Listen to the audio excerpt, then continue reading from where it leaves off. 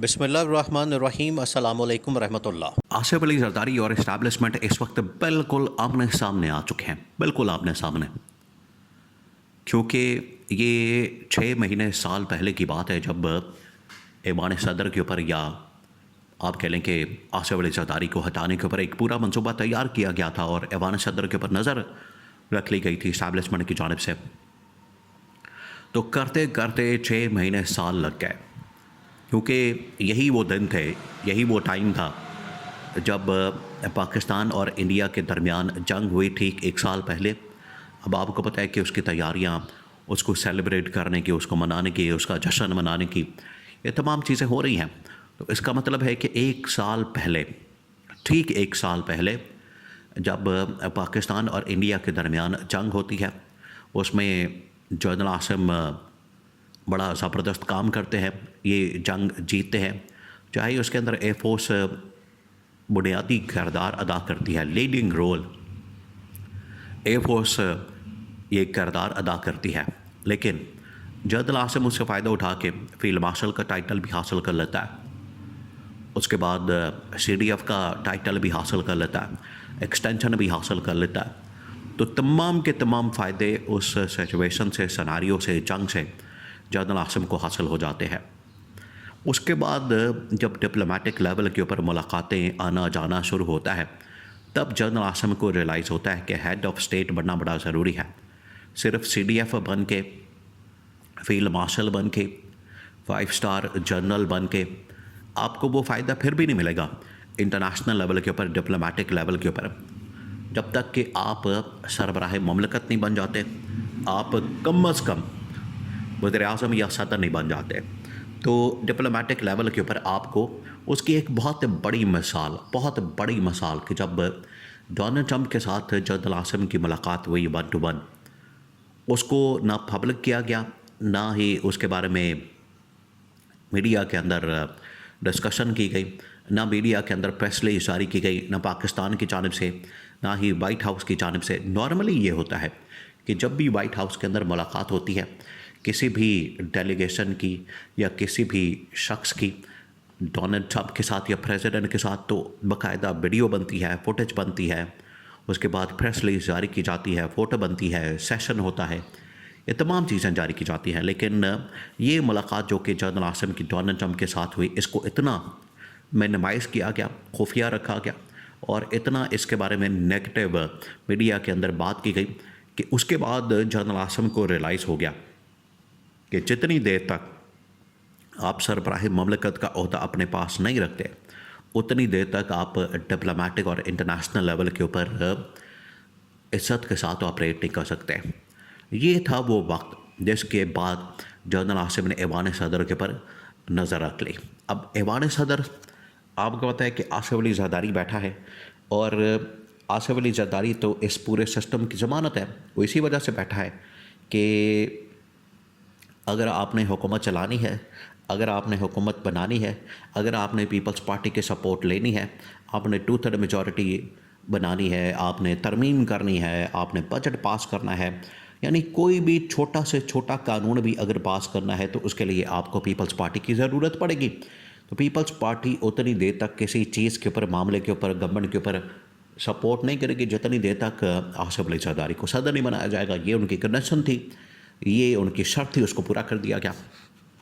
अब अगर उन्हें आसिफ अली जरदारी को हटाने की कोशिश की जाती है, उन्हें माइनस करने की कोशिश की जाती है, तो इसका मतलब है कि आप बराह रास्त सिस्टम के ऊपर हमलावर हो जाएंगे, आप बराह रास्त निज़ाम के ऊपर हमलावर हो जाएंगे। तो ये इसके वो पहलू हैं जिनकी तरफ अभी तवज्जो नहीं है।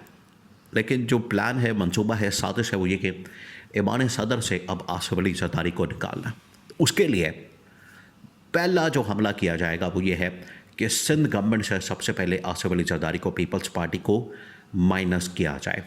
एक मरतबा सिंध गवर्नमेंट से ये लोग माइनस हो जाएंगे, सिंध गवर्नमेंट के अंदर इनकी पोजीशन और इनकी जो वहाँ पर अहमियत है वो ख़त्म हो जाएगी, इनकी पोजीशन वहाँ पर कमज़ोर हो जाएगी। ऑटोमेटिकली वफाक के अंदर जो 2-4 पोजीशन इनके पास मौजूद है, वहाँ से इनको हटाना फिर आसान हो जाएगा, क्योंकि सिंध गवर्नमेंट एक इतना बड़ा कार्ड है, सिंध गवर्नमेंट एक इतना बड़ा इनके पास ट्रम्प कार्ड है कि वो किसी वक्त भी खेलते हैं किसी वक्त पे इसको इस्तेमाल करते हैं और अपने फ़ायदे के लिए सिंध गवर्नमेंट को इस्तेमाल किया जाता है। तो सिंध गवर्नमेंट से सबसे पहले पीपल्स पार्टी को निकालने का प्लान किया गया कि सिंध गवर्नमेंट से पहले पीपल्स पार्टी को निकाला जाए, उसके बाद जो ऐवान सदर से आसिफ अली जरदारी को निकालना है उसके ऊपर अमल दरामद किया जाए। अब सिंध गवर्नमेंट से कैसे निकाला जाए, सबसे बड़ा सवाल यह है। ऐवान सदर से भी आसिफ जरदारी को निकालना ये भी एक बहुत बड़ा सवाल है, लेकिन उससे पहले क्योंकि सिंध से माइनस करने का फ़ैसला किया गया पीपल्स पार्टी को, वो कैसे किया जाएगा? वो इस तरह से कि 28वीं तरमीम के अंदर जो शिक्कें शामिल की जाएंगी और अभी भी उनके ऊपर बात हो रही है, वो ये है कि सबसे पहले आपने वहाँ पर NFC अवार्ड को चेंज करना है।